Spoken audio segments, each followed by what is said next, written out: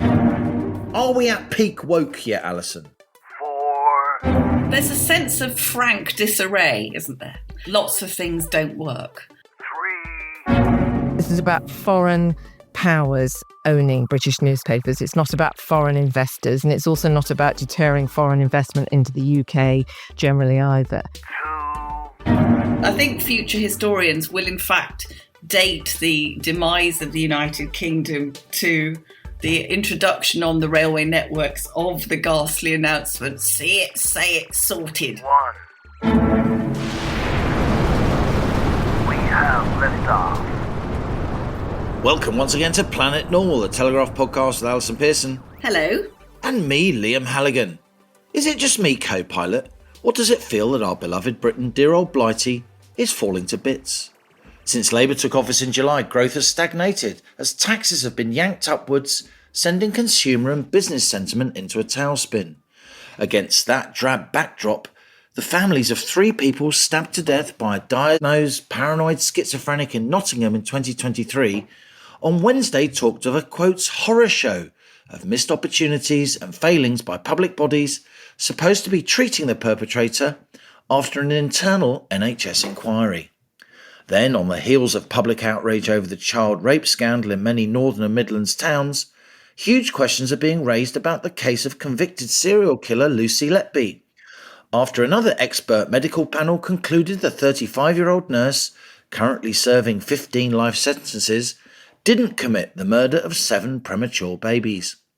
While some of the children died of natural causes, the panel said, others were victims of poor medical practice. Were this case to be reopened, the British justice system and, once again, the UK's maternity healthcare services would also be in the dock. Meanwhile, Sweden, that liberal utopia in the eyes of many progressives, has just seen the deadliest mass shooting in its history, when 11 were killed in the regional city of Örebro. That's days after the Swedish Prime Minister said that criminal gangs, many of them dominated by immigrants, were driving a crime wave across Sweden that's now, quote, out of control.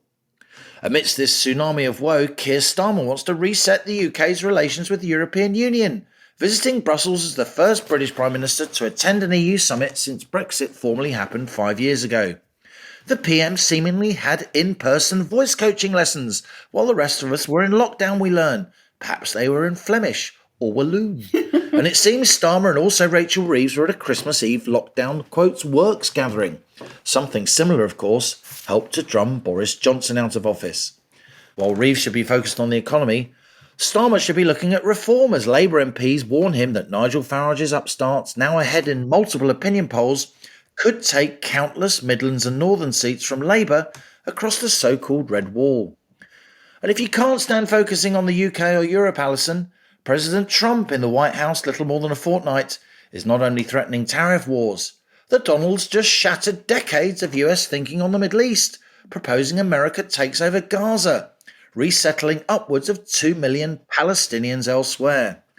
But I tell you, Allison, amidst all this, what really gets my goat, you know when that tannoy at train station says, see it, say it, sorted? That's what really annoys me. Boy, you've been reading my column, haven't you? I must admit, I do often partake in a bit of Pearson prose on a Wednesday and a Thursday. Well, I have to say that I think future historians will in fact date the demise of the United Kingdom to the introduction on the railway networks of the ghastly announcement, see it, say it, sorted. We don't even know if it's sorted or sorted, do we? It's sorted. It is, I know it is sorted. Sounds like sorted though, doesn't it? It always makes me want to launch a terrorist attack, not report one, because it's just so terrible. It's just so the dumbing down, isn't it, of public places and public announcements. And the reason I was mentioning it this week was because listeners may have heard that Network Rail has become the most recent company to bow down before the twin woke gods of accessibility and inclusivity. And they've come up with this manual for staff, Liam, telling them what to use in verbal and written communications. And I think the top one has to be that staff are told that they can't call passengers. Why? because they say you've got to call passengers you, a neutral term that avoids assumptions about gender. But of course, that's rubbish because passenger doesn't denote a particular sex, does it? But they're also saying that the pregnant women on trains or possibly on trams, perhaps we should call trains trans now, just to make people feel welcome, must be called pregnant people. And you'll really appreciate this, co-pilot, because Network Rail says that normal has henceforth got to be called neurotypical. Where does that leave our podcast? Planet Neurotypical. You know, this is mad. Why are the train companies doing this? Haven't they seen what's happening in America and indeed across corporate Britain? There's a really good piece by our excellent business team at the Telegraph in the paper. BT dumps diversity targets from bonuses. BT, the telecoms giant, is following a lot of American companies now in pushing back against these diversity, equity and inclusion initiatives, with people being forced in a corporate context to put their pronouns at the bottom of their emails and so on. And bosses literally being rewarded financially for employing more people along so-called DEI lines, something which has really annoyed many people who are trying to get decent jobs and feel that they've been pushed out because they don't qualify under so-called DEI initiatives. Are we at peak woke yet, Allison? Are we at peak woke? We've gone over the tipping point now, because as we're watching across the Atlantic with amazement and some glee as Trump's 19-year-old software engineers cut a swathe through absolutely absurd things. And I don't know if you saw, but they had the US aid budget, which had been basically given to sort of, gay operas and Bosnia-Herzegovina and things like this, and they're just cutting it all. Being no doubt. I mean, USAID, I've lived in the post-communist world various points in my life. USAID is a major branch of US sort of soft power foreign policy, funding various media outlets and other civil society institutions. In the eyes of its critics, it's pretty good at helping to foment coups and so on. This is a major part of US foreign policy, and Trump and Musk, literally, they've employed a bunch of teenagers and people in their 20s to sort of dismantle it, to put sugar in the sort of petrol tank of this major sort of diplomatic institution. Quite incredible. Well, Musk has actually implied, and if this turns out to be true, it'll be real cat amongst the pigeons, that the US foreign aid was being able to pay to the BBC, our own BBC, to promote various Democrat messages. I mean, it's such a sort of can of worms, really. But my Network Rail piece was really a plea for my favourite phrase, which suggests to me always that not all the romance is drained out of British life when it's absolutely pouring down and you're in King's Cross. I'm just going to get my silk dressing gown on for this one and light a cigarette in a holder. Due to the inclement weather. Due to the inclement weather. Most people don't even know what clement is, never mind inclement. Apart from Clement Attlee. I agree with you, Liam. I think that all of this stuff now feels like very sort of yesterday's mad obsessions, doesn't it? Really, sort of pregnant people and all that. And you just think, get lost. It's great to have you back, co-pilot. Of course, it was wonderful welcoming the brilliant Tim Stanley onto the Rocket last week. He's always good value. And of course, whenever he talks about America, everyone should pin back their ears. Hugely knowledgeable about the US. But you are back. We really are facing, just when I was reading out the intro to Planet Normal, I was feeling, is this too gloomy? But we're just reporting the news here. It really does feel like a tsunami of woe. There's a sense of frank disarray, isn't there? Yeah. The country, lots of things don't work. And I think that we're going to talk shortly about this astonishing rise in the polls of reform. But I think a lot of that success of Nigel Farage's party can be traced to this sense of that people have lost hope with the mainstream alternatives. And literally, as you said, Liam, everywhere we look, and we're recording this on Wednesday afternoon. A couple of hours ago, I was watching the press conference with the parents and the son of the three people horribly murdered in Nottingham, including two beautiful students, Barney Webber and Grace O'Malley Kumar. Grace was training to be a doctor, was very brave, trying to fight off the murderer of her friend Barney. Absolutely horrible. And these parents, and of course the son of Ian Coates, a caretaker and grandfather who's Yeah. about to retire, clearly a lovely man. Yeah. And the trail of just ineptitude and idiocy, and this Valdecalicana guy, absolutely horrendous man. And Barney's mum, Emma, was unbelievably eloquent, read out this litany of, was clear the mental health team who's supposed to be looking after this individual just didn't do their jobs properly.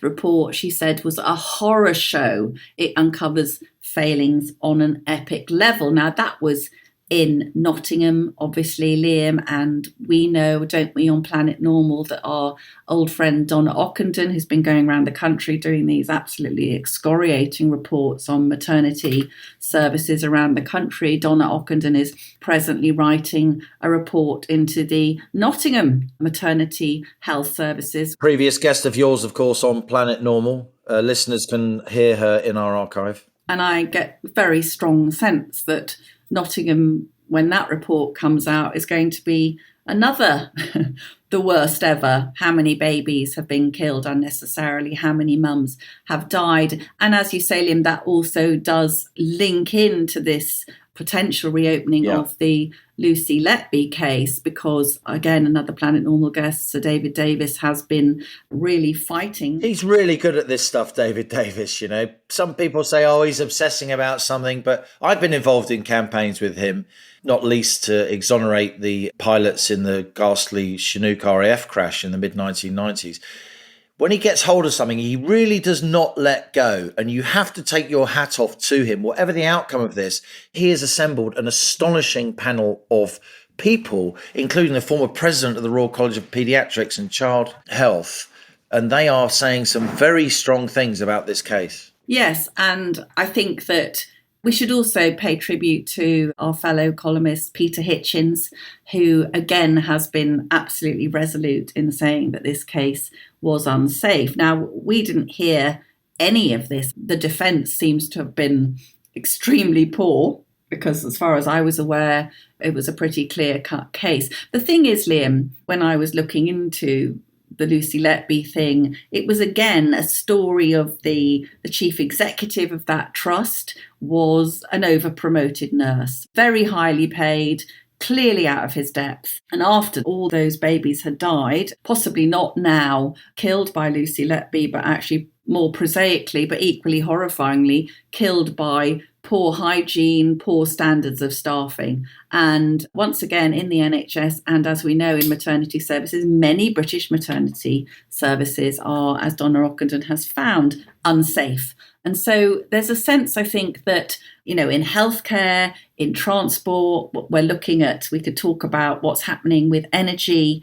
Many, many things are coming together, I think, to paint a picture of a country in decline. And I think people are desperate for some hope. Before we come back to that and maybe thinking about reform, I just wanted to point out that we shouldn't forget the child rape gangs, right? Because in the Nottingham murders that we're just discussing, Barney and Grace and Ian, the families, Grace's parents are both senior doctors in the NHS. Barney's parents are, very well-heeled middle-class people, and they've been able to rightly make a very passionate case for a public inquiry. They want it to be a statutory public inquiry because they think if no one is named and possibly suffers the consequences either in reputation or losing their job, they think nothing is going to change. And I agree with that. But we should mention that the government, the Labour government, is still refusing to have a national inquiry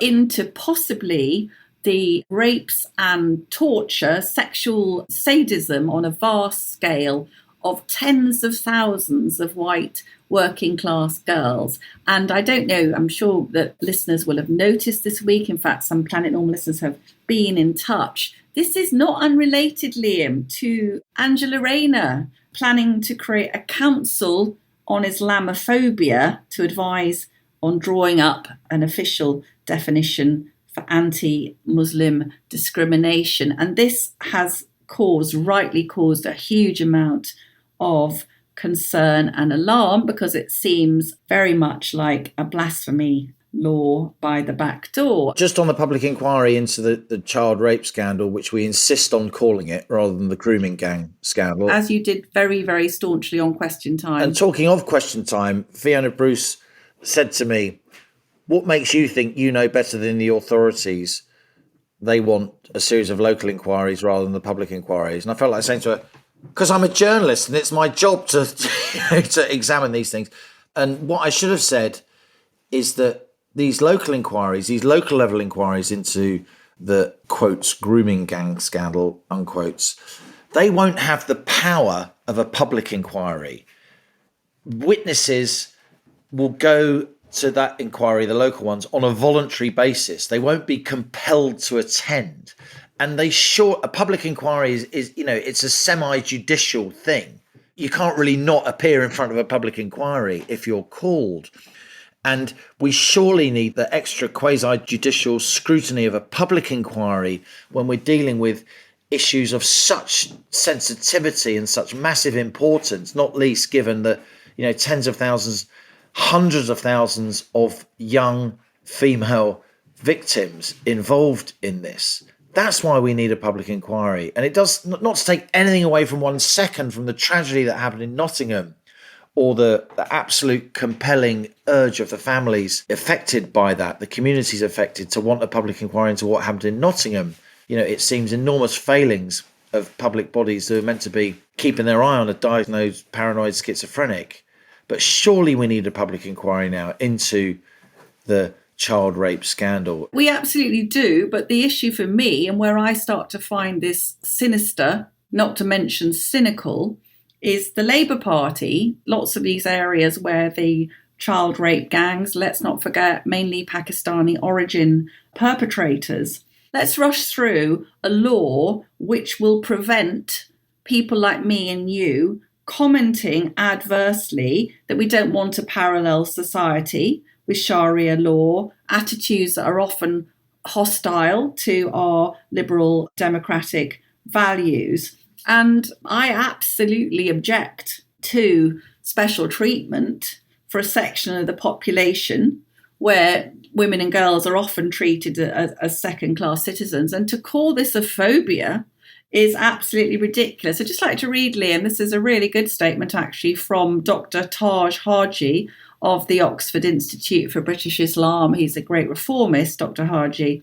It is astounding that an unpopular Labour Party is seeking to sacrifice free expression just to placate Islamic fundamentalists. This trendy capitulation, says Dr. Haji, will have disastrous repercussions not only for the general public, but will also be a free get-out-of-jail card for Muslim segregationists to impose their hideous brand of the faith on this country. Here, bloody here. That's exactly right. And Angela Rayner, who's in a constituency where she's got a lot of Muslim constituents, Planet Normal listeners might remember a photograph of Angela going cap in hand to a room full of very underimpressed Muslim male voters. Not a woman to be seen. Angela, unusually not showing her embonpoint, but actually covered, bowing down before these people. So Angela Rayner's majority is threatened by a likely vote, if the Muslims don't like her. Wes Streeting, we saw Jonathan Ashworth, didn't we, Liam, losing his seat. Lots and lots of senior Labour people are in constituencies with a large number of Muslims. And if they think they can railroad through a blasphemy law, which is essentially to protect a minority which keeps them in power, then shame on them. Absolutely shame on them. And to be honest, Liam, I'm going to be in jail because that's what's going to happen, because I will not stop commenting on things I find incredibly upsetting and disturbing, particularly the rape and trafficking of young white working class girls. And they are bringing in this law, instead of having a national inquiry into the one of the biggest scandals in our history. The majority white population is going to be threatened to not discuss things which could bring about its own demise. How bad is that? And I think it's pretty clear that however difficult these issues are, the public is noticing in droves. Absolutely. And that is another reason why reform is now ahead in every major opinion poll. This is not a flash in the pan. No. Those of us who have been watching closely, looking at the betting markets, and the betting markets are nearly always ahead of the vast majority of the commentariat. Nigel Farage has been odds on to become the next Prime Minister for quite a few months now. And what's happening is, as reform get more organised and begin the long process of professionalising, and they are doing that. They've brought in a young Pakistani entrepreneur, Zia Youssef. Again, we've interviewed him on Planet Normal. He's not a frontline politician, but he's a very skilled manager and very, very committed to reform and to working with Nigel Farage and Rupert Lowe, Richard Tice, and others at the top of the party. They are now laying down roots in constituencies. They are now, renting constituency offices. They are now assembling lists of people in local council elections, which may not happen in some parts of the country, of course, because Labour is taking this moment to reform how some of our local councils are structured. Whether or not you think that's a way of keeping reform in its box or not, it's up to you. But the party is beginning to professionalise and vet its candidates and get together lists of Westminster candidates as well. And purely for research purposes, the journalists that we are... You went to a rally? I was asked by people I know in the media who are now working with reform, are now helping them to launch these rallies that are going on around the country. I went to a rally last Friday in my own home constituency of Saffron Walden, and I saw a lot of people there who I've known for a long time, who I would not ordinarily think would support reform. And they were there. There were very few journalists there. If they were there because they were reform members. And there were speeches by reform MPs, including Richard Tice, Deputy Leader, and Rupert Lowe, who is, of course, MP up in Great Yarmouth, former chair of Southampton FC, a pretty substantial businessman, a very analytical person. The rally was introduced by a local guy from North Essex, a local chap who's made a bit of money in a small business. He wasn't in politics 3 months ago. And now he's branch chairman in a very key battleground, the seat, of course, of Kemi Badenoch, who is Conservative leader. And Farage decided to have a rally in the constituency of the Tory leader because he was miffed that she challenged the idea that reform had more members than the Tories, something which happened over the Christmas break, of course. And I have to say, the atmosphere there was nothing short of euphoric, particularly when Farage walked into the room. It was like a rock concert. I'm being completely objective here. Yeah. There was real electricity that you could feel in the room as he walked in. And some of the talk, of course, was about borders and grooming gangs. Quite a lot of the talk was about economics and tax. Some of the talk was about foreign policy as reform begins trying to map out some kind of manifesto of ideas that isn't just we don't like this, we don't like that, but is more positive. And they're going to have a lot of problems doing that, Allison, Reform, when it comes to economics, there are people in reform who are really quite left on economics, and there are people in reform who are to the right of the Conservative Party on economics. So this is not going to be easy for them, and there will be big splits. But no one should be in any doubt how serious this party is about the amount of money it's amassing from donors. They don't need Elon Musk's money. They're already attracting a lot of people that, you and I know, Allison, who are former Tory donors. And the new chairman of Reform, who I mentioned earlier, has also got plenty of money. So they don't need money. They've got a social media strategy that puts any political party in Britain to shame. Farage himself, but some other Reform members are really good at using social media platforms where the young are, not least TikTok. And yes, of course, this was a prosperous seat in Middle England, in North Essex, and most people there were our age, roughly, Allison. Of course they were. That's the demography of that part of the country, as you and I well know. We both live there. But there were quite a few young people there. More than you'd expect. And for me, as a journalist, as an analyst, I'm glad I went because it did outdo my expectations. It was bigger and the atmosphere was better than I thought it was going to be. I think Kemi shouldn't rest on her laurels, because in the general election, she got a majority of 2,600. But the Reform candidate, they had not got their act together with vetting candidates well enough. And he turned out to be, shall we say, not an ideal candidate. So Reform disowned him. He still did quite well. And if they actually ran a very good candidate, a very strong Reform candidate against Kemi Badenoch, I think it would be extremely close. Something I think, Liam, another story of the week, which was the Sunday Telegraph splash, listeners may have seen it, which was one of those, are they making this stuff up?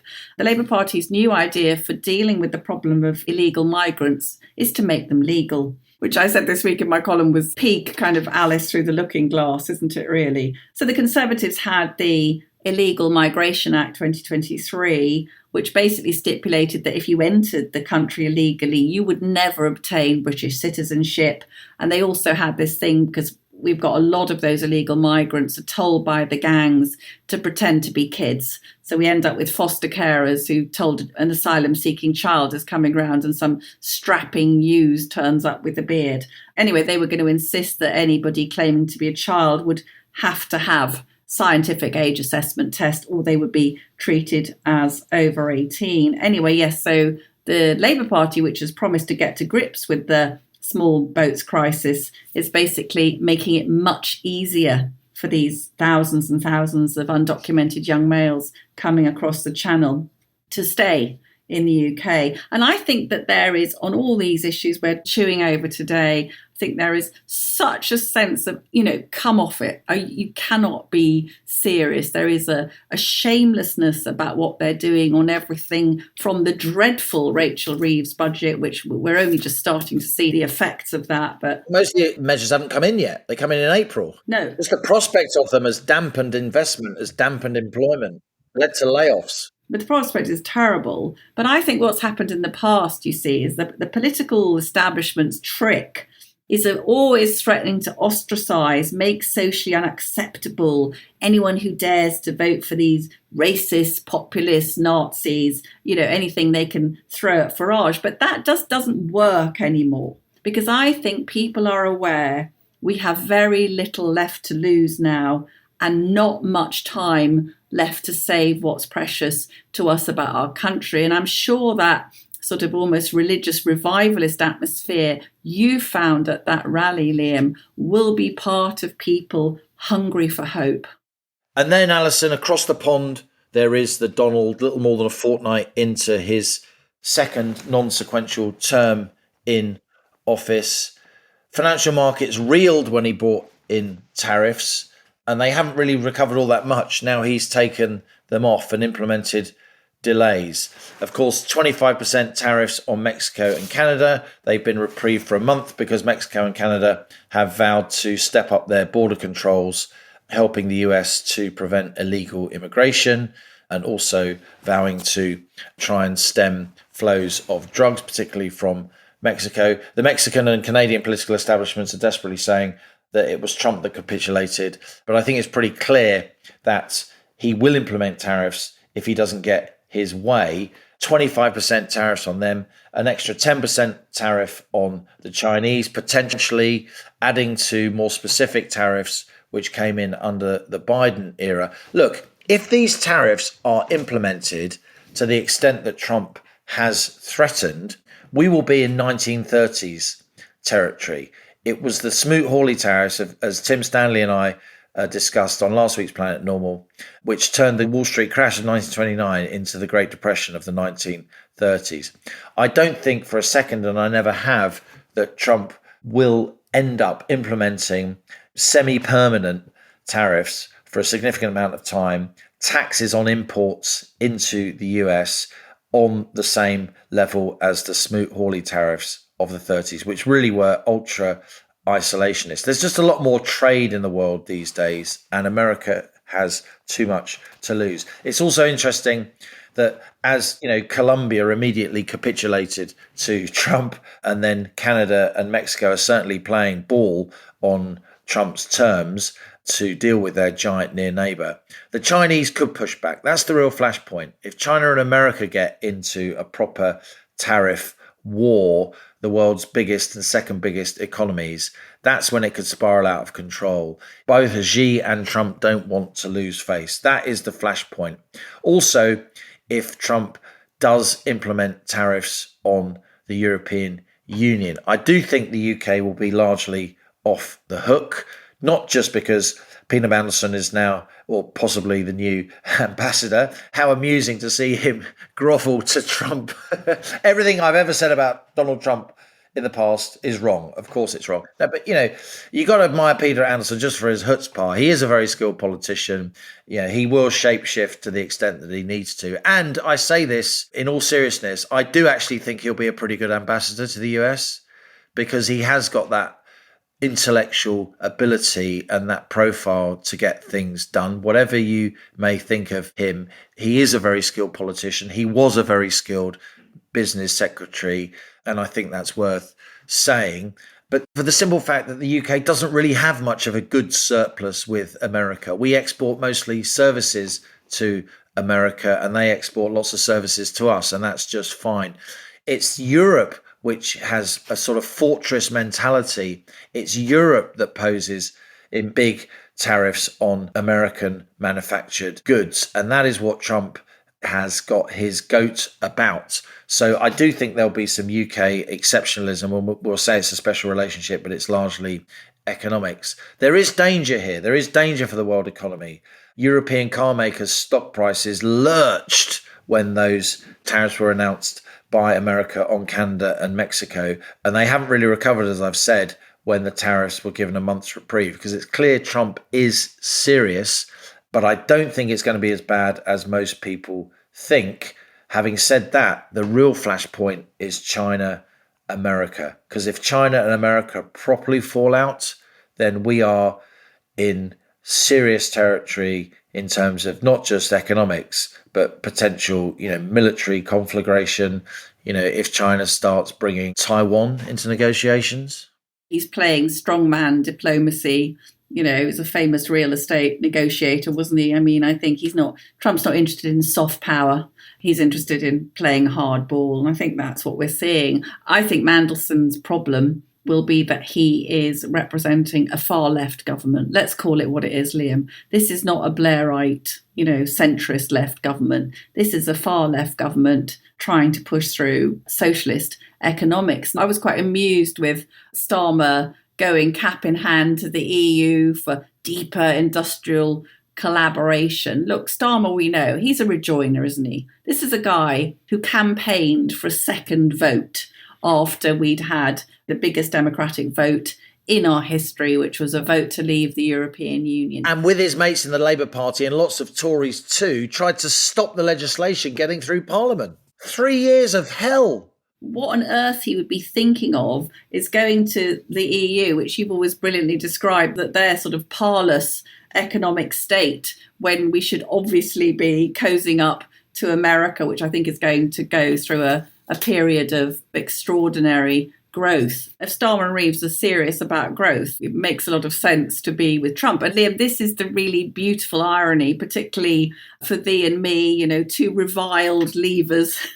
Weren't very many of those in journalism, were there? But of course, if Trump is more lenient on the UK than he is on the EU, that will be because of Brexit, won't it? And have we heard any of the mainstream media commentators picking up the fact that Brexit gives us this advantage? Obviously not.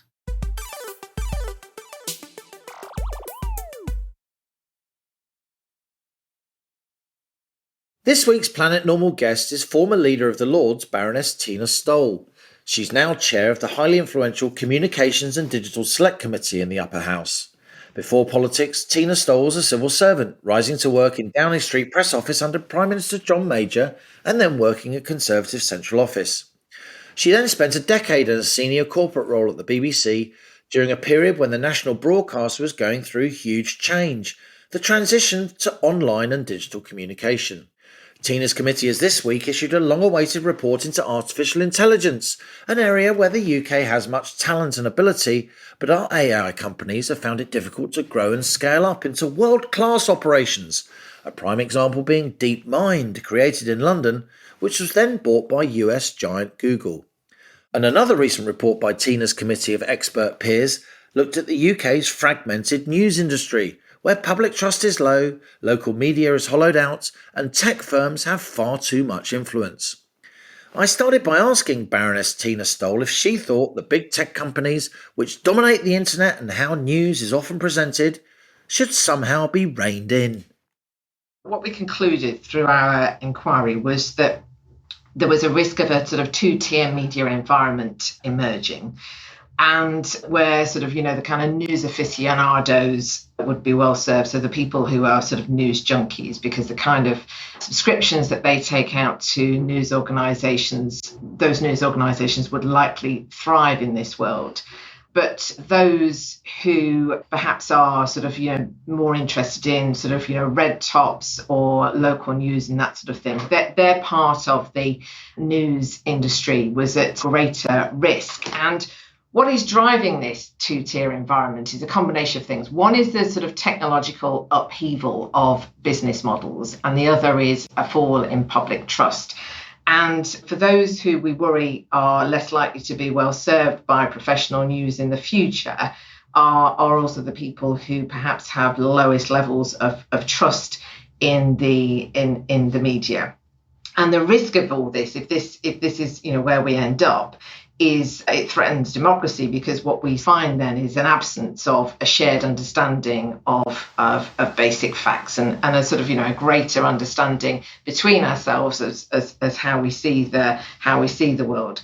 And so what we concluded was there's kind of there's two sets of challenges really. One sort of is around the kind of structural type challenges, and they're things that we would look to the government to address, as in sort of, what can they do to make sure that there's a level playing field for the news industry in this sort of increasingly technologically led world, but also the challenge for the media world, which is how they respond to that falling public trust and what can they do themselves to address that problem.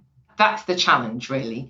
I mean, as far as your question about, what needs to be done about the tech sector, you can't fight technology, you can't fight progress. More and more people are accessing news via online sources. But I think what we want to sort of make sure, of course, is that the quality of the news that people are accessing via those news sources is still the kind of trusted professional news that is important and has been sort of quite a big trademark for the UK. And it's achieving that which is really important. What really caught my eye about that report was the comments about local journalism, Tina. I'm of an age where when I came into journalism, a lot of the top echelons of journalism, particularly papers, but broadcasters too, were staffed by people who'd started out on local papers, who came from the regions, who didn't necessarily grow up in London and the southeast. But now local journalism has really been hollowed out, hasn't it, by financial realities and tech realities. You get many areas of the country where there is no decent local paper. So that's an invitation to corruption, and people aren't following what local councils are doing the way that they were. There is some pushback in some areas with local entrepreneurs really trying to, replenish, if you like, those news deserts. But your committee recommended tax breaks for local journalism, didn't you? Do you think there's any possibility they could actually happen? Because I know a lot of Planet Normal listeners will really regret the fact that local journalism in this country, again, with some honourable exceptions, seems at such a low ebb. The absence or the growing decline of local news is, I think, one of the most serious concerns, really, because what is happening, particularly in a world where you've got more devolution, is as more power gets passed down to areas. If you haven't got the commensurate level of scrutiny by journalists and for them to be able to sort of, hold these elected officials to account, then, you're not going to, people are not really going to feel the benefit of that devolution. So it's a real problem. And one of the things that we were told by witnesses who came from the local news industry was that, there's even been examples lately of police forces asking journalists to sign non-disclosure agreements in order to share information with them, which is, clearly mad. That runs contrary to sort of the whole point of this. And local councils are so unused now to having journalists attending their meetings that when any journalist does turn up, it's something that they think they ought to to try and refuse, try and refuse entry because, they're just not used to that level of interest in them. I mean, what can be done about this? I mean, there has been for a few years tax breaks for local newspapers in terms of their offices, in terms of business rates, and we called for those to be continued. We've also recommended that the government perhaps introduce some kind of tax relief for these news organisations if they were to recruit local journalists. We've also called for an expansion of the local democracy reporting arrangement that the BBC has with some local news outlets. But it's really hard. I mean, it is really hard to find a way to try and encourage the kind of investment and interest in local news that is sadly is not there from some of the local papers that was in the past. We've seen some new entrants, as you say, and they're doing well, but they tend to be like the Mill in Manchester, for instance. I think has really captured a wave and deserves a lot of credit. But it's an exception, isn't it? It is an exception, and also, I mean, they are expanding, but it's challenging because, and also, they tend to concentrate in the sort of larger cities where the kind of people, back to my earlier point, the kind of people who will pay a subscription, or maybe have the money for subscription, they may be found in those places, but in the towns that are feeling less kind of connected and less interested in by sort of those of us in London, there isn't the demographic or the market there for some of this subscription-based local news. So it's really, really hard. One of my personal opinions, I mean, this isn't so much reflected in our report, but I regret the BBC's decision to sort of deprioritise local radio, because I think one of the things which I see as important is those local radio stations helping to create more of a sense of community, which then itself then generates that interest and sense of a sort of need for accountability in that community from elected officials. And I think where I would look to the BBC to is to try and sort of think about their role as we think about the next charter, their role in local media and what more they can be doing to help people feel much more empowered, which I would hope in turn would have a sort of more of a create more of a desire and an appetite for local news, and that kind of sort of the economy, therefore, that people can the more enterprising local news organisations can then respond to. It's one of those virtuous circle type things we're struggling to resolve. Just briefly, Tina, before we move on, it's a big question. I know you've thought about it very deeply, and your committee's done entire reports into this question, which, of course, people can access online. But as somebody who's worked at the B, but a very high corporate level, what do you think should happen in terms of the licence fee? Just briefly. Do you think it can survive personally? I think that there will always need to be a level of public funding for the BBC. It requires public funding. I think that the debate for me is still out as to whether the licence fee as a mechanism is still the best way for that to continue, or whether there should be a new way in order to collect that money. Clearly something needs to change because more and more people are voting with their feet, and there are fewer people now taking a licence because it is plausible for people to be able to use their television and what have you without actually having sort of to use BBC services and so on. But I think that the real question for me is that whether the BBC would have, some kind of top-up function which complements its public funding for some of its services that are outside, some of its sort of, more, core type sort of public services. But that's my personal view. I mean, as a committee, we've looked at it, but I think our main finding when we looked at that was that, the status quo is not an option. Something is going to have to change.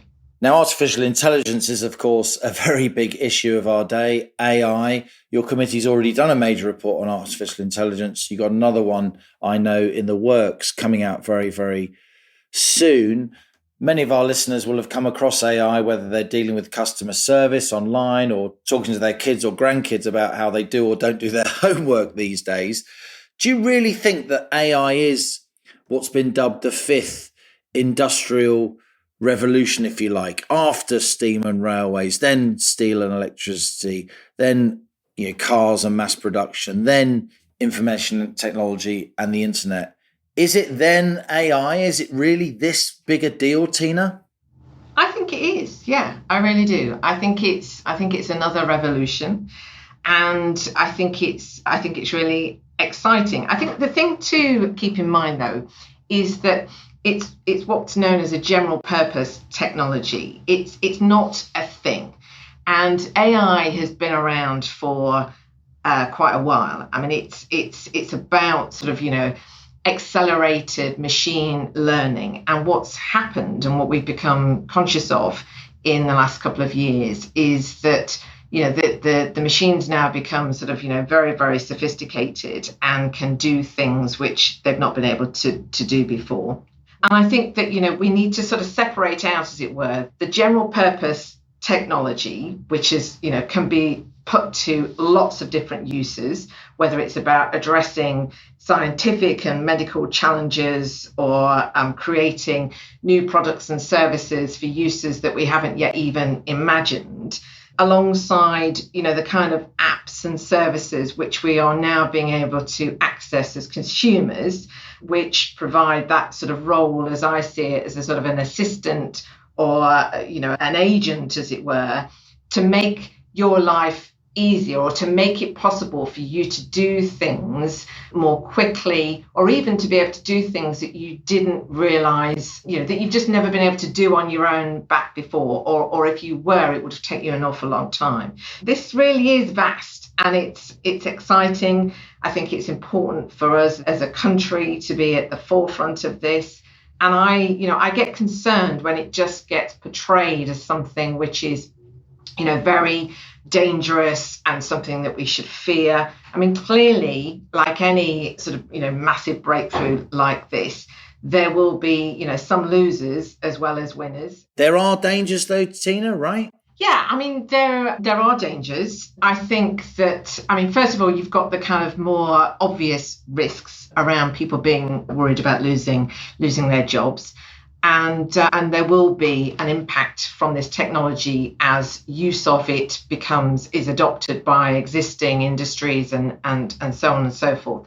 That's not going to be possible to escape. The critical thing is ensuring that we transition in a way which brings people with us, and people are able to be sort of retrained and what have you, so that the new opportunities that are created by this technology are also available to everybody.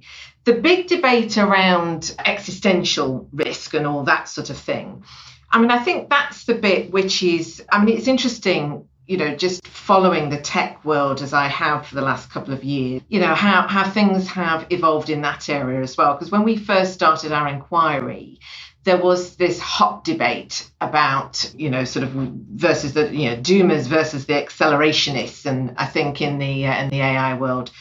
And a lot of the big tech firms were very much promoting the threat of this technology, and that how they were at the same time the only people who could protect us from it. And what became apparent from this is that, to a large extent, this was a bit of a play for regulation, which was in their favour and would, crudely speaking, to keep out the new upstarts, close down the market. Yeah. And one of the things which we did in our inquiry on this was identify that, and we've been sort of very much pro open source, pro open competition, open markets, And I've been concerned to stress to both the last government and this one that in any decision that is made on legislation, that it is not in any way prohibitive to new entrants. Because one of the opportunities of this technology, as I see it, is that when you look at the tech world and you see sort of such a small number of incredibly powerful big tech players who are able to control so much, and it goes back to our earlier discussion about the news sort of environment too, is that we don't want yet more technology to be sort of only sort of in the hands of the same big players again. We want more people to be able to be in this market. And yet, DeepMind, a world-class AI company founded by two Londoners and a Kiwi who met at UCL, one of our premier scientific universities, they couldn't properly find finance in our part of the world, so Google bought it. Exactly. I mean, it's one of the great regrets that was necessary, because we, the UK, were actually the original innovators in this technology. And I mean, the main mover and shaker of DeepMind was a grammar school boy from North London. It's incredible. Crazy. It's absolutely incredible.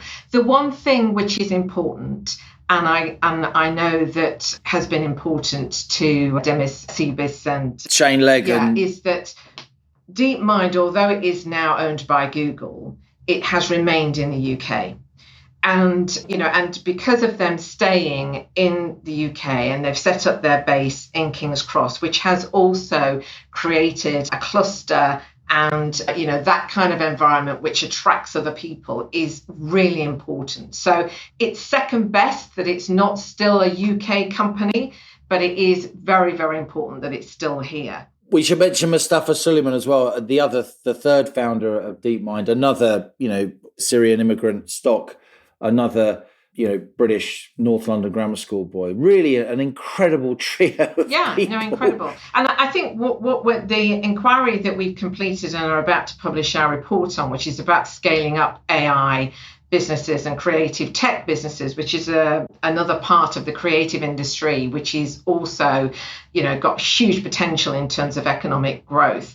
It's really important that the government creates the right conditions, as far as any government can, for these businesses to stay in this country and to scale up here. And the kind of the obstacles in terms of the access to capital via our own sort of markets, and that we've got to be able to address this. I mean, we have some barriers and challenges which we can't do much about. The fact that there are other markets which are bigger than our own, but we need to make sure that as best we can, we create the conditions that allows these firms, not just allows them to stay, but makes them want to stay here. And some of this as well, Liam, is about celebrating some of our great innovators and entrepreneurs culturally as a country. We celebrate footballers and rock stars and all that sort of thing, as well we should, but we don't do as much as we should to celebrate some of our fantastic entrepreneurs. We should be proud of wealth creators as much as we are of people who are innovative with the arts and so on and so forth, because it's through them that more of us are able to fulfill our potential and get on. And and I want us to do that. I could not agree more, Tina. I could not agree more. Finally, there's so much we could talk about. I must say, I find the remit of your committee absolutely fascinating. But this is a Telegraph podcast. Allison and I are proud to be Telegraph columnists. As chair of your committee, you've actually played a pivotal role in the ongoing story of the sale of our paper. It was you more than anyone who brought about a blocking mechanism to prevent foreign entities, particularly foreign state entities, from owning British newspapers, which of course has had a big influence on the story of the sale of the Telegraph. Why did you make that move briefly? And what do you think, Tina Stowell, should happen now when it comes to the Telegraph? Well, I made the move for a couple of reasons. The first was we were doing our inquiry on the future of news at the time, and I became aware of just how financially challenged some within the news industry are, and therefore, open to potential external investors. And when the sale of the Telegraph was happening, and there was this big debate about the Redbird IMI, and of course IMI is a UAE fund very much associated with the government there. I assumed that our existing regulatory regime would be able to prevent that happening. As it unfolded, and it appeared that it wasn't as clear cut as all that. And on top of that, I became aware, and I didn't know this, that 30% of the Independent had been acquired by a Saudi sort of state fund. It seemed obvious to me that we needed to put beyond doubt the prospect of a foreign power, a foreign state, foreign government, or an individual associated with a government from being able to own, control, or influence British newspapers. So that was the motivation for me to try and find a way to close that loophole and put beyond doubt. And it's very important that I emphasise this is about foreign powers owning British newspapers. It's not about foreign investors, and it's also not about deterring foreign investment into the UK generally either. So that was why I did it. Clearly, the newspapers in question, the Telegraph and the Spectator, was still then part of the equation.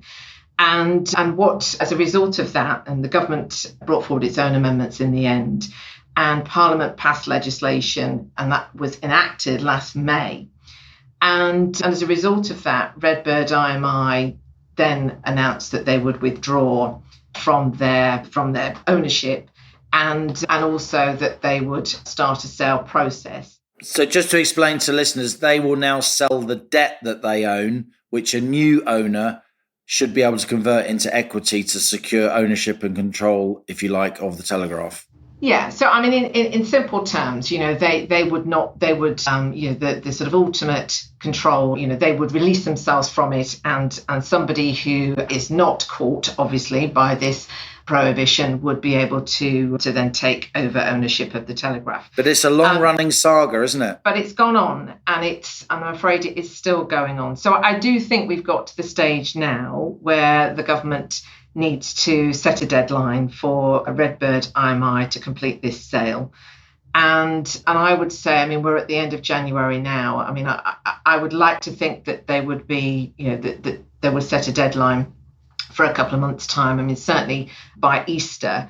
I mean, if it's not possible for Redbird IMI to complete the sale by that time, that would mean that the government would have to step in, and we would move to what they call a sort of phase 2, I guess, of the regulatory process.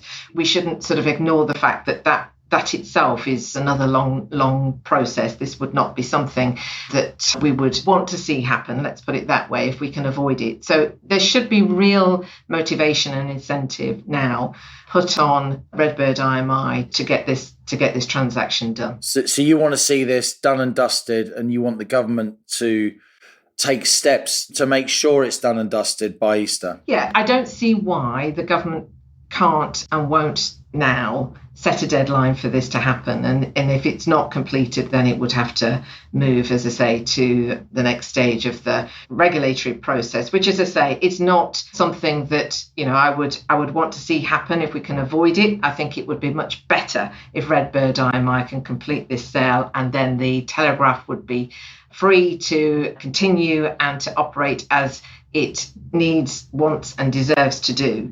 But what can't go on is this situation where the Telegraph remains in limbo, and it's not free to make the investment decisions and any kind of strategic decisions that it may want to make about its future. And indeed, we are in a situation where ultimately, as things stand, this is not in line with the legislation that Parliament has passed, because there is ultimately, albeit there's an arrangement in place, which means that Redbird IMI is not able to interfere with the operations. But nonetheless, it's a situation that is not acceptable and needs to change. Baroness Tina Stowell, thanks so much for joining us on Planet Normal. Thank you, Liam. Thank you. There you go, Allison. Just briefly from me, that was Baroness Tina Stowell, a big mover and shaker in the upper house, a recognised expert in the area of news, tech, digital communication in general. She has, of course, as we said at the end there, been very influential when it comes to the story of the sale of our great newspaper. What Tina Stowell said there about wanting to impose a deadline for the sale, the Telegraph immediately wrote up that piece of news in an article. We'll put the link in the show notes to this episode, and we'll also put the link to this new House of Lords report into AI, which I personally found to be absolutely fascinating, a hugely important aspect of our future economic and cultural life. Artificial intelligence, it's time that all of us really got our minds around it.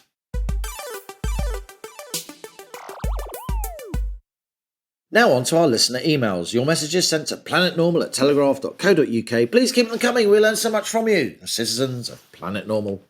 This story, Liam, about the Prime Minister, or when he was leader of the opposition, Sir Keir Starmer, having a voice coach, quote unquote, visiting him on Christmas Eve. Rare is the Christmas Eve at Pearson Towers where we don't have a voice coach popping round to sample the mistletoe and have a couple of glasses Paper hats, mince pies, sherry, a voice coach.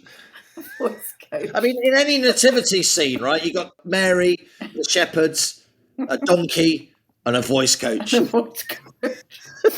Well, the plot thickens because Leonie Mellinger, former actress, some of the listeners may have seen her, who came from tier 3 into tier 4, which connoisseurs, as Planet Normal listeners are all connoisseurs of those excellent COVID lockdown restrictions, that wasn't allowed in Christmas 2020. In fact, you weren't supposed to mix with people from another household. You were only allowed to work outside the home if it was strictly necessary. And in fact, Miss Mellinger had been running her voice coaching business successfully online. So why did Keir Starmer need a visit from the voice coach on Christmas Eve? Now, I think, Liam, I suspect Kemi Badenoch was quite disappointing on this today at PMQs. I thought that should have been her first question rather than making little nods to voice coach. She should have said, utter shamelessness of Starmer at a time when people across the country couldn't meet their families for Christmas. I was unable to see my mum. People were unable to visit parents and so on in care homes, you know, as we know from Robert Styler and Josephine. And yet there he was. And I think the plot is going to thicken with this because Keir Starmer is on the record saying if he had broken any of the rules, he would resign, unlike that scoundrel Boris Johnson, who he harried at every step. And we now found out today, Liam, didn't we, that Rachel Reeves was present when the voice coach was there on Christmas Eve. And quite honestly, you'd want your money back if Rachel and Keir's performance was an example of how good the voice coach was, wouldn't you, really? Because I described the Prime Minister this week as sounding like a Dalek with sinusitis. Anyway, this is Domini. Dear Allison and Liam, so much of what this Labour government has done since it was elected in July has caused exasperation. But for me, nothing has been so egregious as the revelation that Starmer broke COVID rules. In this case, his actions are personal. I remember Christmas 2020 well. My mum, who had cancer following delayed treatment by the COVID-only NHS, had arranged a family get-together for the 20th of December. With the introduction of Tier 4 restrictions, my brother didn't want to make the journey for fear of breaking those rules. It placed our family in a terrible dilemma because we knew it would be Mum's last Christmas. Those restrictions prevented dying parents from seeing their children and brought family members like ours into painful disagreement. No such trouble for two-tier care or in four-tier care, Tier 4 care. One rule for you plebs, another for virtuous me, Labour leader. To argue that his voice coach was an essential worker is an insult to this country. Starmer's actions are surely a resigning matter, especially since COVID rule breaking was exactly what brought Boris Johnson down. My mum sadly died in September 2021, says Dominique. I tell you what, Allison, this has been such a harrowing episode of Planet Normal. I think we need a little bit of light and shade. So we are going to go to Richard's email, which is going to make you laugh. Dear Allison and Liam, thanks for reading out my Winter of Discontent poem a few weeks ago. Richard, of course, is challenging Bob the Bard. Is Bob the Bard back this week? We'll have to wait and see for that crown of Planet Normal Poet Laureate. Liam, writes Richard, I'm a vet, and in the veterinary world, a gilt is a young female pig. Because, of course, I've been talking, Alison's been talking lots about government debt known as gilt, because she's the expert. And, says Richard, I always imagined the Bond market to be a place where actors auditioned for the part of 007. Boom, boom. Boom, boom. Since I've been listening to Planet Normal, I've come to realise there are other meanings. Liam, you explain the intricacies of economics with great insight and total clarity. Surely he means you, co-pilot. Not only that, you make the subject interesting and fascinating. So this is a Liam limerick just for you. Ooh. Gordon, you read me. Some say that Liam's a nerd, but that is just truly absurd, because without histrionics, you explain economics and leave us not shaken, but stirred. Very good. Very Allison, good. says Richard, you're a courageous protector of justice and common sense. You not only put your head above the parapet, but breathe Welsh dragon fire onto the enemies of right thinking. So here's a limerick for you too. It's a fact that most people are dense, and many just sit on the fence. But Alison Pearson is forthright and fearsome, and stands up for real common sense. Hooray! God, this guy can really write. Richard, well done. It's scanning, Richard. It's scanning. Scans very well. I've been thinking about the Labour frontbench team and have come to realise they're channeling characters from Winnie the Pooh, says Richard. Rachel Reeves is gloomy Eeyore, and she wants us all, like Eeyore, to live in a gloomy place and eat thistles for breakfast. Ed Miliband, a dead ringer for Tigger, full of misplaced energy and enthusiasm, but crashing round our green and pleasant land in the process. David Lammy is the Heffalump. Of course, the Heffalump was imaginary, and David Lammy imagines he's an effective foreign secretary. As for Keir Starmer, he's obviously and undoubtedly wool. He even looks like a bespectacled owl, blinking in surprise at somehow being Prime Minister and not knowing what to do next. Of course, the residents of the 100-acre wood believed Wool to be wise and knowledgeable, whereas in fact he was nothing of the sort. He had, as they say, wool for brains. Need I say more? Keep up the good work on Planet Normal. We need our weekly visit to help preserve our sanity. From a loyal listener, Richard. Well, Richard, I've got news for you, because almost as if sensing the impending toppling from his throne, we have an email from Bob the Bard. He is among us again.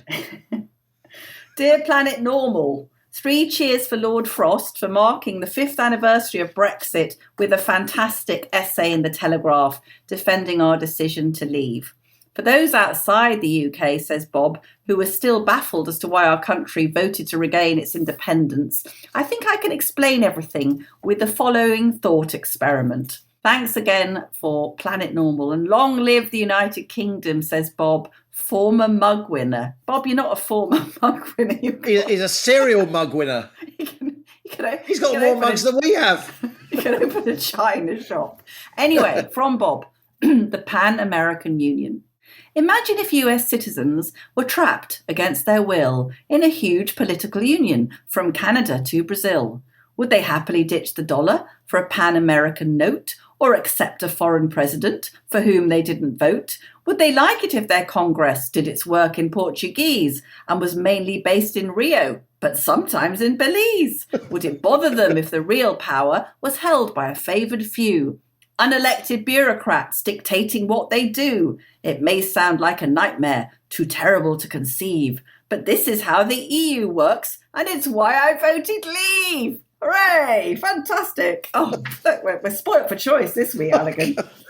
Finally from me, Alison, this is from R. Giddens. I'm now 90, watching the trashing of my country, of which I was once so proud by this foul government, and fearful for my first great-grandchild, now a year old. Congratulations. What futures is he to look forward to when there are so many people like the Starmer and Reeves so willing to destroy the future of the majority simply to curry favour with immigrants, some of whom have resided here for generations but never really lived here? And this is from SRC on Liam's terrific interview last week. Ben Houchen needs to be PM! Exclamation mark. Well, there's a thought. Ben Houchen is, of course, the mayor of Teesside. He is pretty much the only senior Conservative in power these days, and you can hear his interview on our Planet Normal archive. And on that bombshell, that's it from Planet Normal for another week as we leave our sanctuary of sweet reason, our flying refuge of reason views. Email of the week. Alison, you're back. It's your turn. I have to say I was very tickled by our limericks. So Richard, you're going to become a multiple mug winner for your ingenuity and beautiful scansion. So do send us your details and your address. You'll get another Planet Normal mug.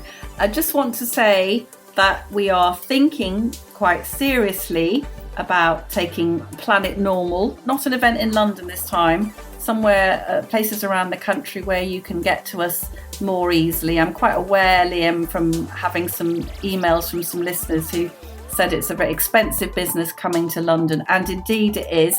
So we could come to you and it probably would be, Halligan's happy with a packet of cheese and onion crisps and a pint, so we'll just go.